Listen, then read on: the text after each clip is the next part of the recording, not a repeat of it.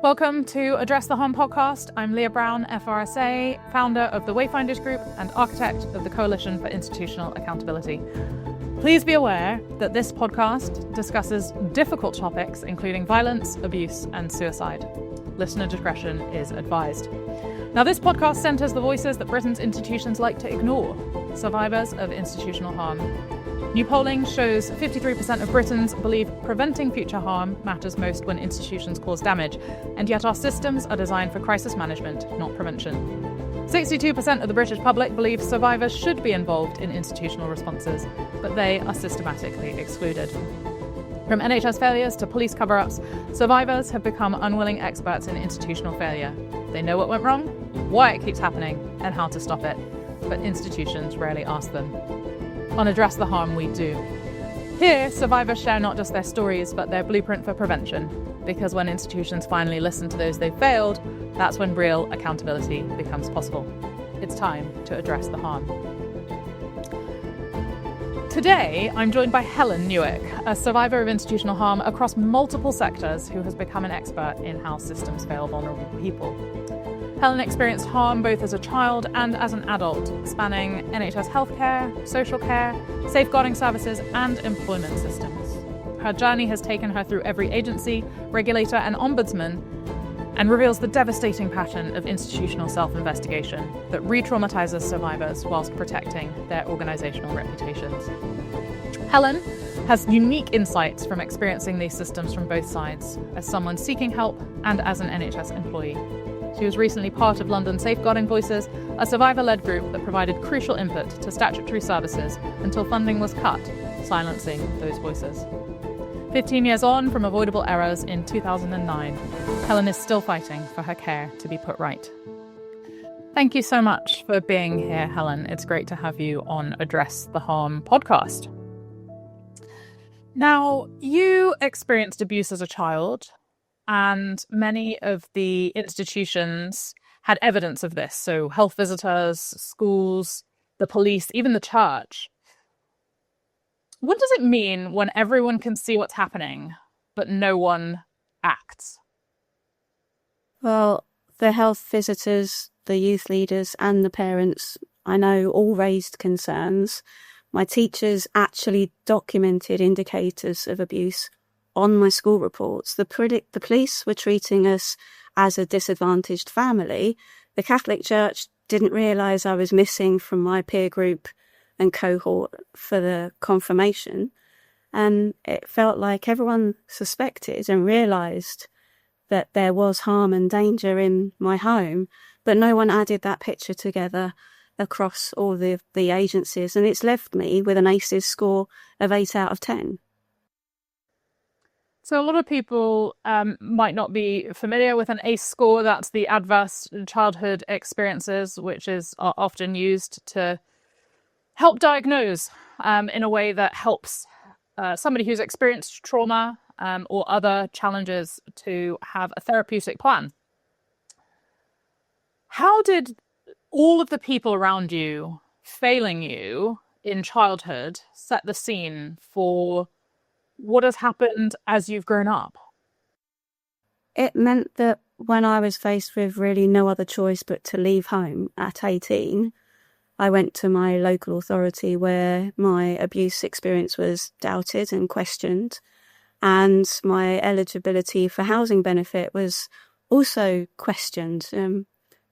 They were the people who were managing that. Surely they would know, and I was eligible. But it meant that right at the outset of becoming an adult, the same organisations that ought to have protected me as a child were now failing me as an adult. And I was also left with the impact of being haunted by the events and the experiences of my childhood. And I recognised very quickly and very early on that those triggers were more environmental and circumstantial, and some were no longer valid because they didn't represent the risk and danger that I was once in. And it meant that I could adjust and manage all of those things. However, there were two significant triggers that enabled me to live relatively trauma-free life of symptoms. And they've both got effective management plans that I went forward in my life with. Would you be comfortable talking about either of those? Because I'm interested to hear how those then got subverted later.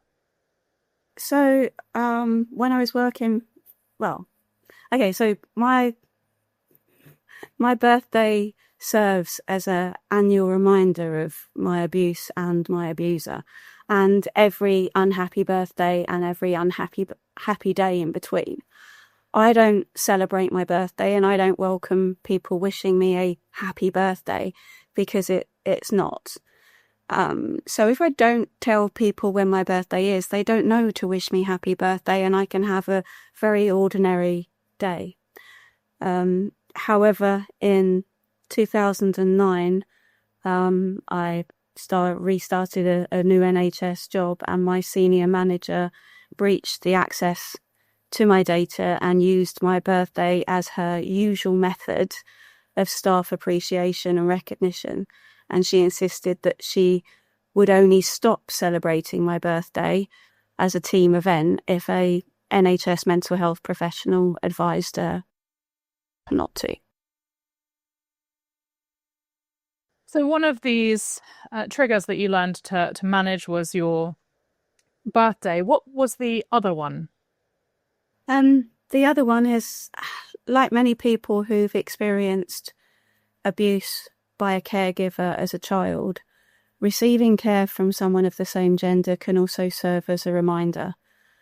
And it has been known for people to prevent them from seeking medical help when they need it, or accessing screening services. And this is something that was understood for me with the NHS in 2004, when they gave me a gender-specific trauma-informed care plan. So upon representing to mental health services for support with the birthday adjustment, I didn't expect the clinical care plan and reasonable adjustment that I had to be misunderstood and misrepresented by a GP, which led to a failure in reasonable adjustment, and then the absolute denial of their public sector duty. And upon complaining, I was then maliciously diagnosed with something else that was completely inaccurate, completely outside timescales and recommendations of NHS guidance. And I was now re-traumatised and reharmed and left with a new situation, and double the problem. Both triggers had been triggered. What impact did that have on you and on your career? Well, it was firstly catastrophic for my complex PTSD and its management. Both critical triggers had been completely undermined, and that left me substantially disadvantaged dealing with trauma symptoms. And everyone around me in every agency and organisation I was in contact with was working off the misdirection of a malicious diagnosis that I didn't have.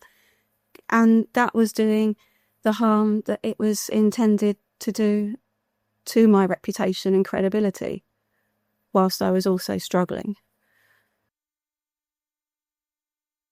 Now, people who are listening to this might say, well, your boss in the NHS was only trying to do a nice thing by celebrating your birthday, or somebody was trying to give you care, and the fact that it wasn't gender appropriate, you're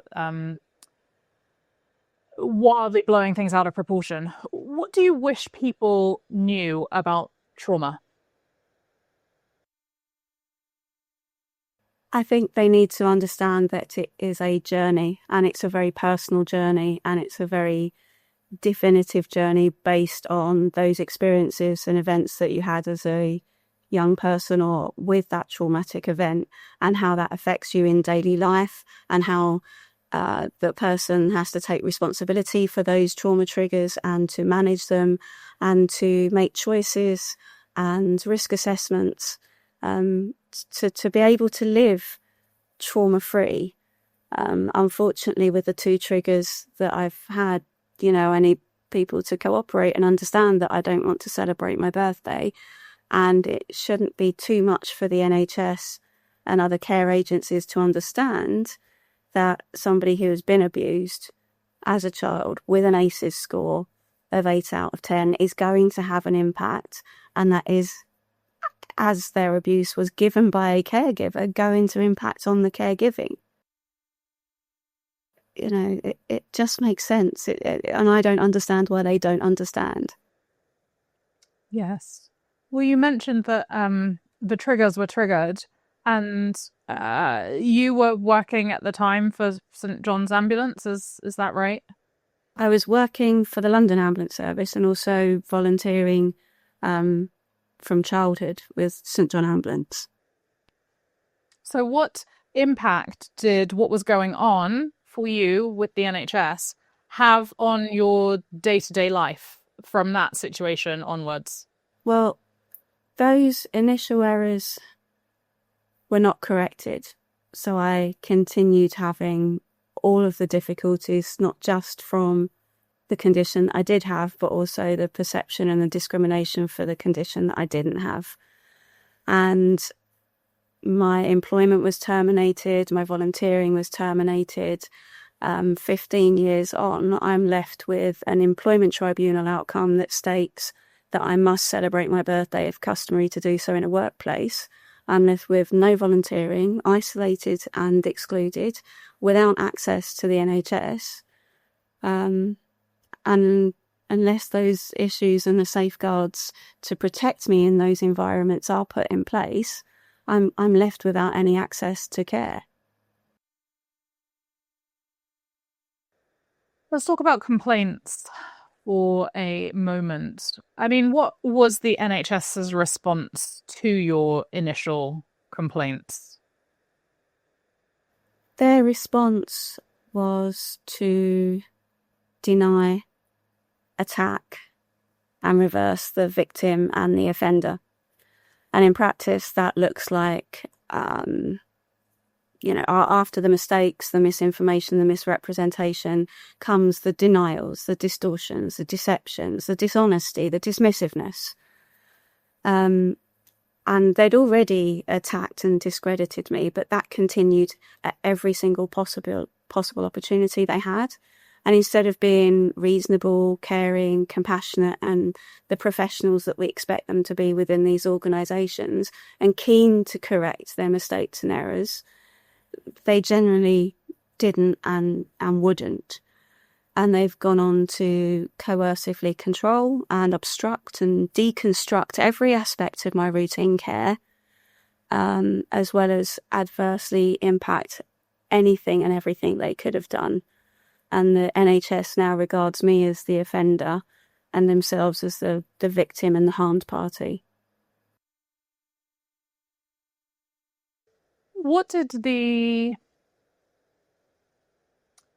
deny, attack, reverse victim and offender look like in practice? Like, what did your manager do that landed you in this tribunal situation?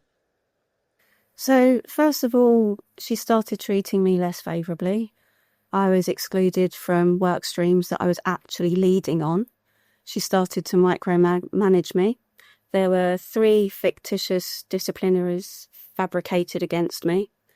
Eventually, I was put on suspension and finally terminated, stating that I was being irresponsible with my health. And the union were evidently working with the employer. They abandoned me for the employment tribunal, and I was branded at the employment tribunal by the employer as malevolent. I didn't even know what malevolent meant.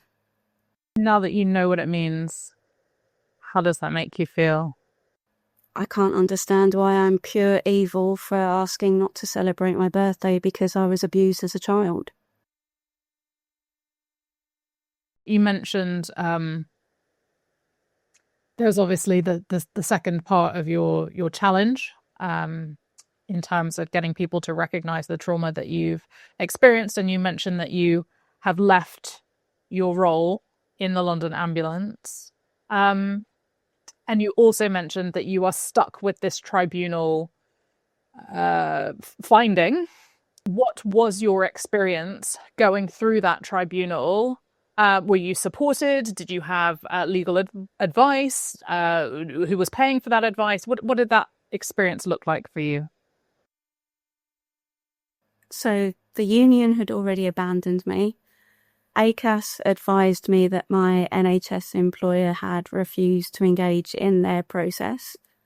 I was faced with the employment tribunal as a litigant in person, up against a Goliath of an employer who had hunted as a pack, and they had a very experienced legal firm behind them who'd actually hired one of the best employment law barristers to pitch against me.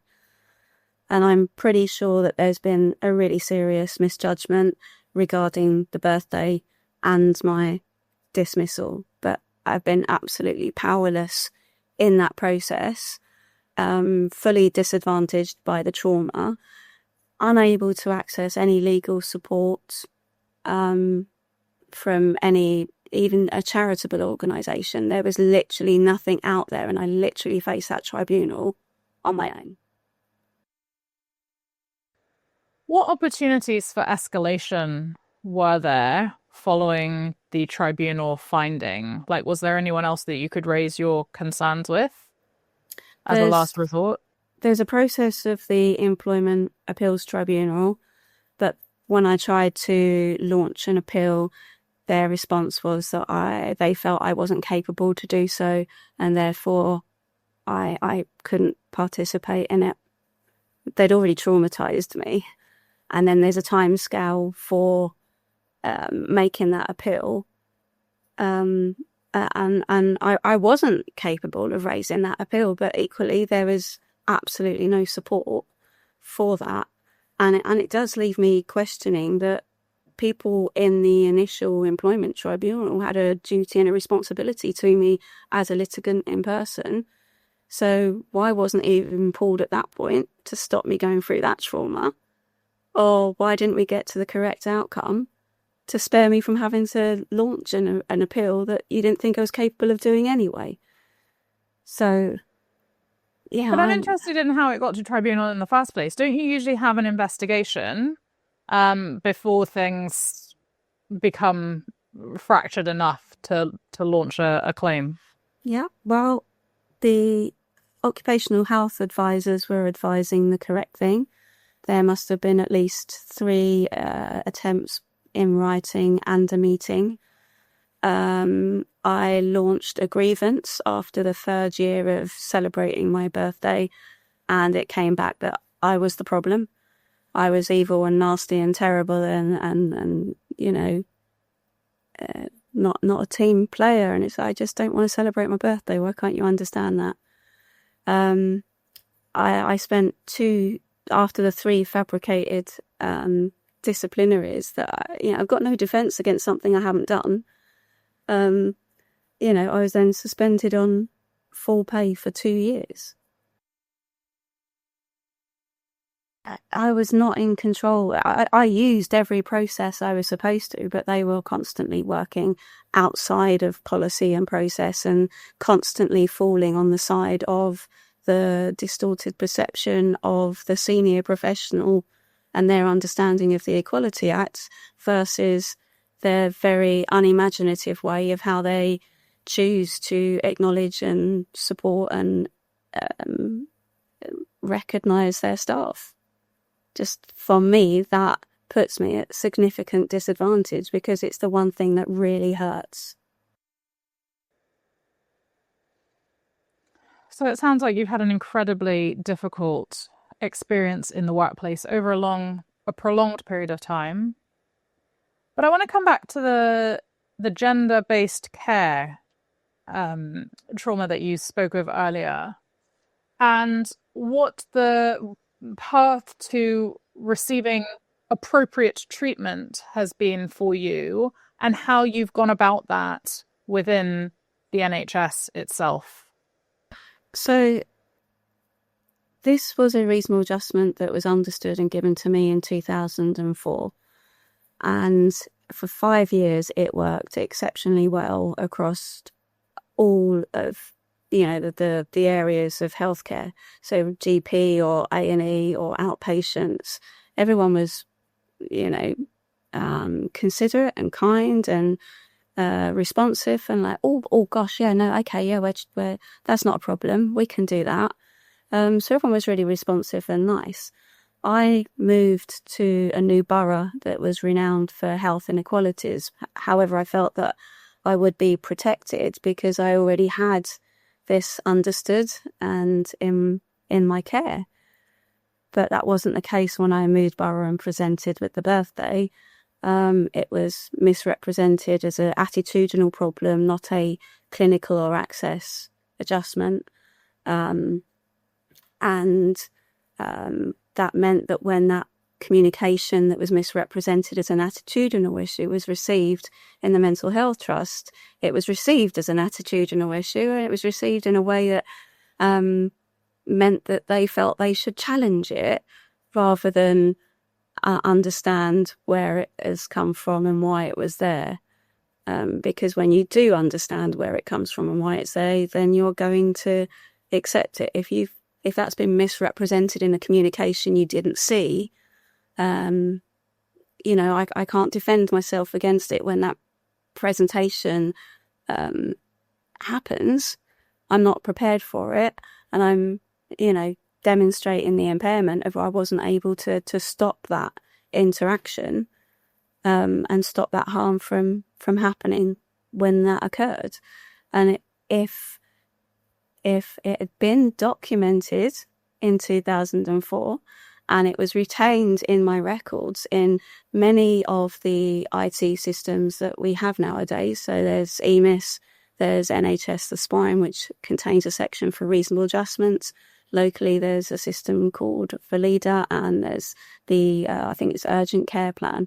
Now, my care plan for my complex PTSD to enable my access everywhere is able to be facilitated if that information is simply outlined correctly, using good language, so it's not misrepresented and it actually serves me rather than harms me.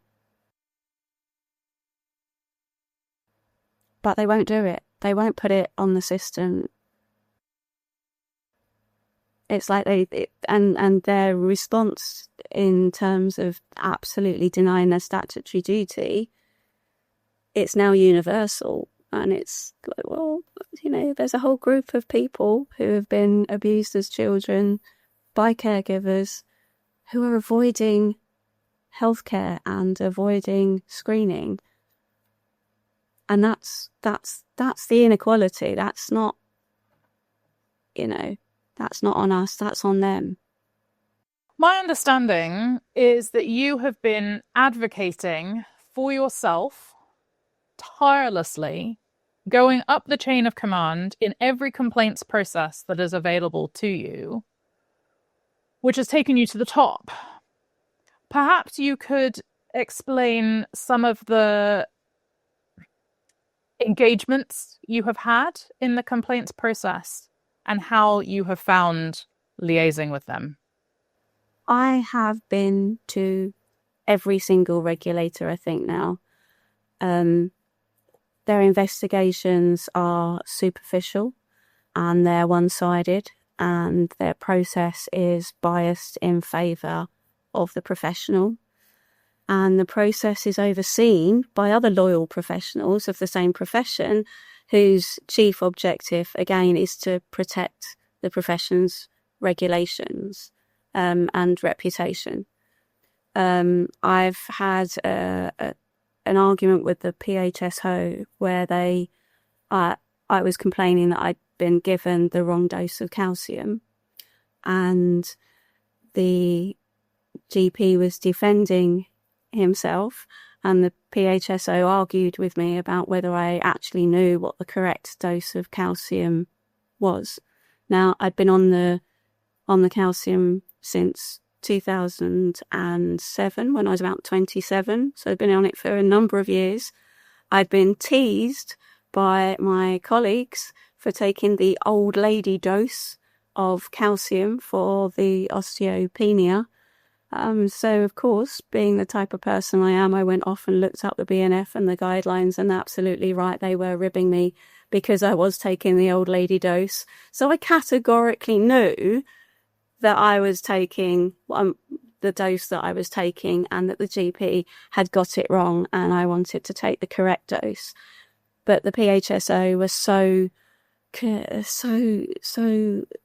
strongly wanting to be on the side of the GP who'd made the mistake that they were trying to gaslight me into believing that I didn't know what dose I was meant to be on. And my condition hadn't changed. The guidelines hadn't changed. The BNF hadn't changed. Nothing had changed. The GP had made a mistake, but they still weren't prepared to admit it. I haven't had my calcium since the GP made the mistake in 2018. And I now have a diagnosis of osteoporosis. And I've lost 13% of my bone density and that we only discovered that because I was finally allowed a DEXA scan after 8 years instead of 2. What does accountability look like for the people who have enabled this harm to happen to you and have left you with this diagnosis? Well, it seems madness that the same people who are responsible for doing the harms are the same people the system puts back in charge of correcting those harms, particularly when I've spent 15 years asking them to do so when they should do so and they haven't done so. So there's something in the system that needs to change or hold that level of senior management and leadership accountable for these things that are occurring and the lies that are being told to the regulators as well, because they're just being deceived. You mentioned regulators, plural. What has led you to lump them all into the same camp? There is actually a memorandum of understanding that exists between all of the regulators who are working in partnership behind whichever regulator you presented to first. And it is their superficial investigation and unsatisfactory outcome that the others will all fall in line behind. The CQC, for example, has prosecuting powers. But unlike the post office, they don't appear to ever use those prosecuting powers. And it means that when they are failing as well, you can't get accountability or resolution because it seems they're all protecting each other. It's quite a statement. I think now might be a good time to take a break. You're listening to the Address the Harm podcast with Helen. We're going to have a short ad break. A woman was raped? No, a man raped a woman. The Right Words campaign asks journalists, institutions, social media, and the public to change the language. Join us at therightwordsproject.org. You're listening to the Address the Harm podcast with Helen. Let's dive back into the conversation. So we've talked about harm and we've talked about the pattern of responses to harm. But let's talk about prevention for a second. So it strikes me that when you refer to things that happened in 2009, the sequence of events was completely avoidable. What would have happened if, let's say, the NHS had operated under a duty of candour? It's exactly that. The failures in 2009 were all avoidable. And I would have expected, under their duty of candour, to correct those mistakes very swiftly. And I expect them to have the professional integrity to want to put those errors right, instead of taking the pathway that they did for what seems both complainants and whistleblowers. I think one of the things that I'm finding difficult is that a lot of people work in the NHS, because they're really proud of their profession. They're really proud of giving care and being helpers and solving problems and changing it for the better. Why do you think there's this culture of not taking responsibility to correct something when an error has been made? I think it's all about protecting the reputation. Now, I know that you don't agree with a posture of protecting your own reputation so much that you have decided to do something about it so that no one else is in this situation. Because, and I think you agree with our posture on this podcast of believing that people who experience these things have the answers to how things can be different or be done better. If you could write guidance to someone else navigating the system based on what you've learned, what would that guidance be? Unfortunately, we're in a position where we can't trust our NHS anymore, which means that I would be suggesting to never go to an appointment or have an interaction on your own. Always have someone to witness or to help advocate if needed. We all know that women are taken less seriously in healthcare consultations. That shouldn't be the case, but let's protect ourselves against that. Always prepare for your consultations. Write down what the problem is, what your symptoms are, what the history is. Write down any questions or expectations, and you can use this to refer to in your consultation, or even show somebody in your consultation, especially if it's becoming misguided. I would recommend that you either overtly or covertly record your consultation.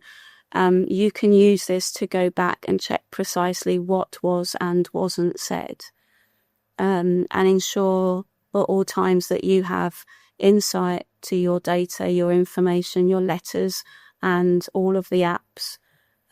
Maybe even create a health folder of information that you can take with you, that you can share, especially when the computer systems are not joined up or there's been a breakdown in communication in the NHS. Try and protect yourself from all of those types of things.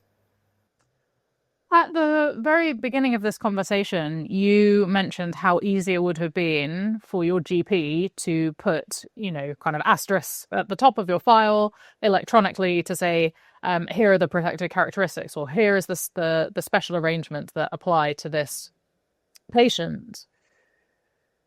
Why is it that it is so difficult to have an accurate representation of what goes on in a consultation on the computer system? Because what you've said is recording these consultations. Like, why does it have to come to that? Unfortunately, the NHS cannot be trusted to tell the truth or report correctly what's happened in your consultation and in your care.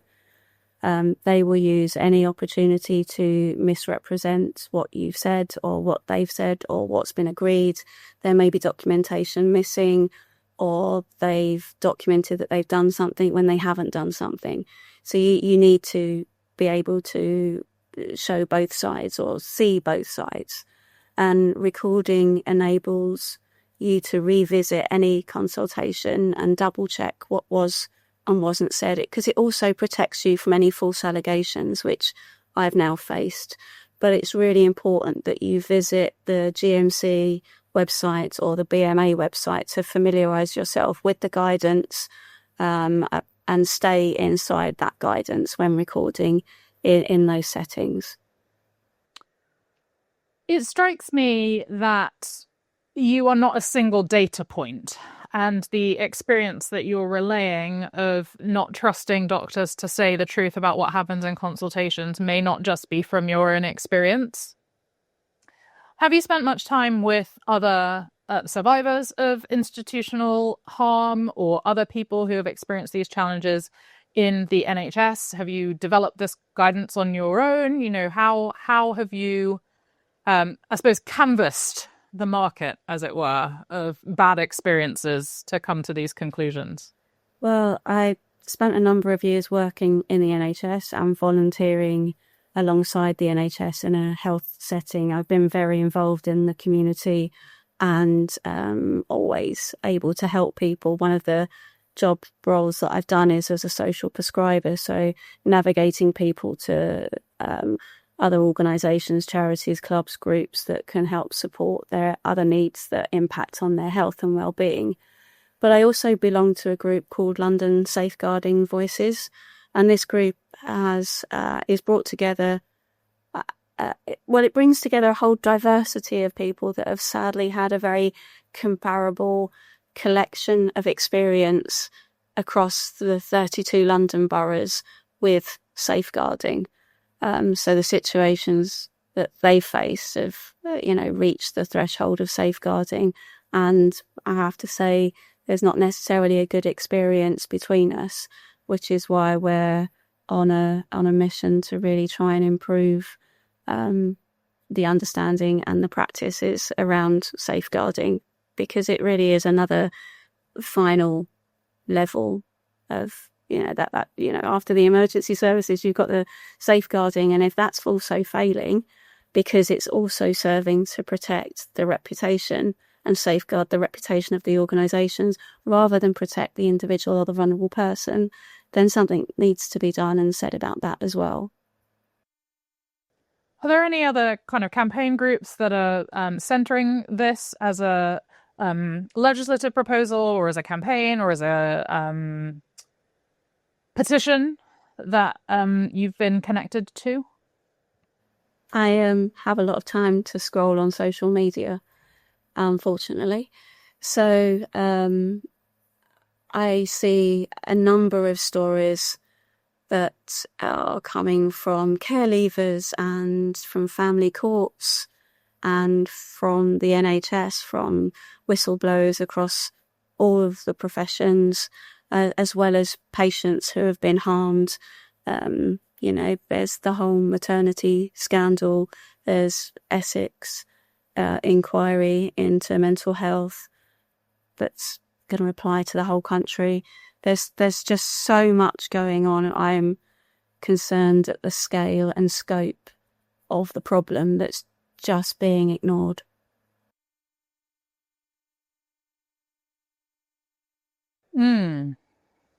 I mean, there have been a huge number of, at the time of recording, covert filming documentaries, not just in the NHS ambulance service, as we saw on C4 dispatches, but also in the police.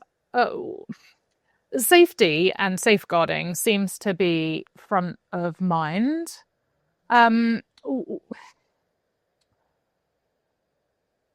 What kind of initiatives exist that would help move this self-protection posture into we need to start preventing some of the harms that are happening? There's a number of things already in place. So Martha's rule is a safety mechanism that has come into place recently in A&E departments. And there's also an equivalent in GP practices with Jess's rule. Both of those safety mechanisms are initiatives that have been brought in by the NHS in response to harms that have been done to try and prevent more of the harm being done. So people have got a voice in their care at the point at which it can make a difference. And from a community advocacy perspective, because a lot of people obviously go and see their GPs on their own, and therefore don't feel confident to speak up or feel like they'll be found out if they record even in compliance with guidance. How can people be involved in holding these organizations to account? Where are there kind of patient advocacy groups that are advocating for change that people can participate in? Currently, there is the patient participation group. Each GP practice must have one. But again, the process there is very controlled by the practice. There's also public engagement by the integrated care boards and lots of derivatives that come out of them. So there's lots of opportunities to try and engage with the NHS into the decision making locally. But the whole thing is designed for them to still control that, and actually your opinion doesn't really count because you're only being asked an opinion between X and Y when actually Z's the answer. So the public, I feel, need to be able to see real data. I feel they need to be represented on trust and integrated care boards. I think they need to be scrutinising complaints processes and be fully involved in decision making locally. And that needs to be written into the legislation so that there is a place for people to have a voice in the decision making and the scrutiny of care locally.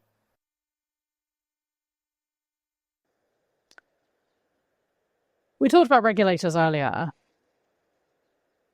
What would it look like in practice for somewhere like the CQC to actually exercise its prosecution powers? So I feel there needs to be an independent body that's multi-agency. They need to have the investigatory skills and the prosecuting powers, and their interest needs to be on resolving the problem. They need to put the person or the public at the forefront of that learning or the change that needs to occur within the professional development of a person or the organisational development or system development. Whereas right now, the protection of the professional and the organisation is what's at the forefront of what's being covered up and permitting this harm to continue and to repeat. We need the civil servants and the public sector workers to be duty-bound to tell the truth. There needs to be genuine acknowledgement of the correct issues and a genuine and sincere apology to people. And restorative resolutions that maintains the relationship and trust between the person and those that are designing and delivering and providing and commissioning services. And they need to act with accountability, openness, honesty and integrity. So not much then. Sounds a lot like the Nolan principles, but with a restorative edge, which, as you know, is what forms the basis of the campaign that we are running on Address the Harm. Helen, you said that if this were to happen again, you would speak out immediately and not wait to be surrounded by others who have experienced harm like this. Imagine there's somebody listening to this podcast who is experiencing harm right now in the NHS. What would you say to them? Tell someone, anyone that you know, even if you don't think you've got anyone, tell someone, whether it's at a bus stop or your neighbour. Not everyone's got a trusted friend or a close family member. Just tell somebody else. Turn up to a charity group, a lunch club, a warm hub. Go somewhere and tell somebody and share it, because it's not your shame to carry. And the more people that can speak up and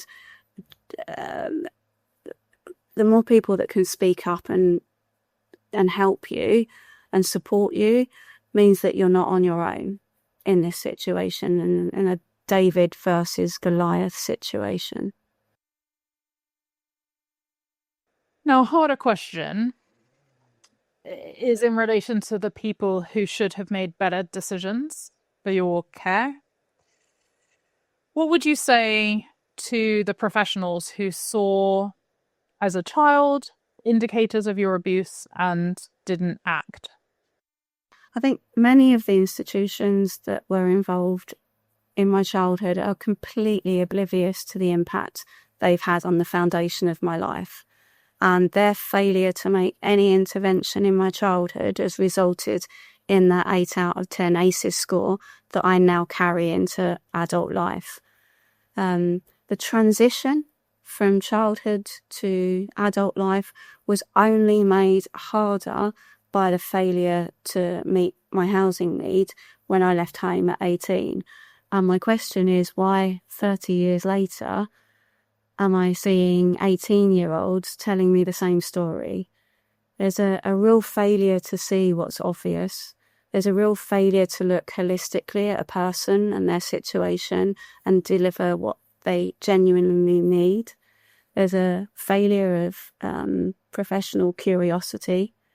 There's a failure to listen to the person at any point, and there's a failure to learn or change anything in 30 years. That's not right.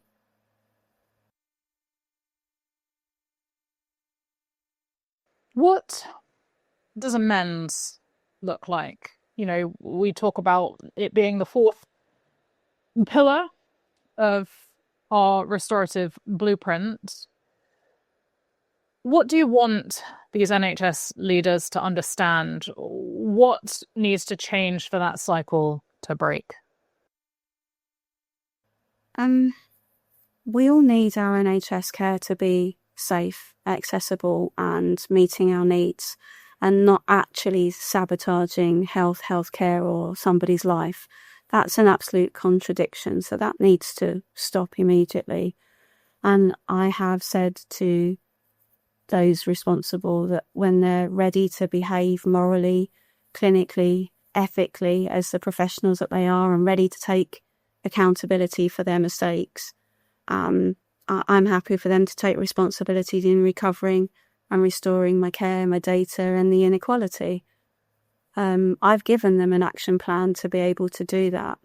And I want them to understand that the only people they're harming, or the only people that are harming the NHS reputation, is themselves by covering up the wrongdoing, and they're breaking the public trust and confidence in the service. That's not me speaking out. It's their actions that are breaking the public trust and confidence. And we need to address the harm that you've caused and put that right. You have had an extraordinary life. After all these years of fighting, what is it that keeps you going? I know I'm not the only person facing this type of victimisation and discrimination, and I won't stop fighting until those avoidable errors and mistakes are corrected in my care. But it's every single example of institutional harm and cover-up that I see from other survivors and care leavers, harmed patients, whistleblowers, people who've been bereaved or who've had contact with family courts, or increasingly now coroners who are raising concerns. And what keeps me going is that I know behind all of those who have been heard are a number of people, a huge number of people who haven't been heard or who have been silenced. The public live in a society that's broadly fair, just and civil to each other, where we respect each other as human beings, and this often isn't our experience in the public sector or the system. And a bit like the scandal at the post office, I don't think we truly know and understand or recognise yet the true scale and scope of institutional harm.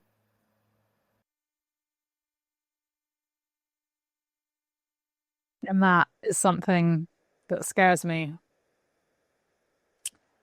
Helen, thank you so much for being willing to go over many of the very challenging experiences that you have had in recent years and times gone by. Thank you for your courage and your tenacity and for your vulnerability in being here for this conversation. We're hugely grateful for your support of the Address the Harm campaign, and we're really delighted that you've chosen to share your story with us here. Thank you. This is the Address the Harm podcast. Thank you for listening. Helen's story shows what happens when people act with impunity.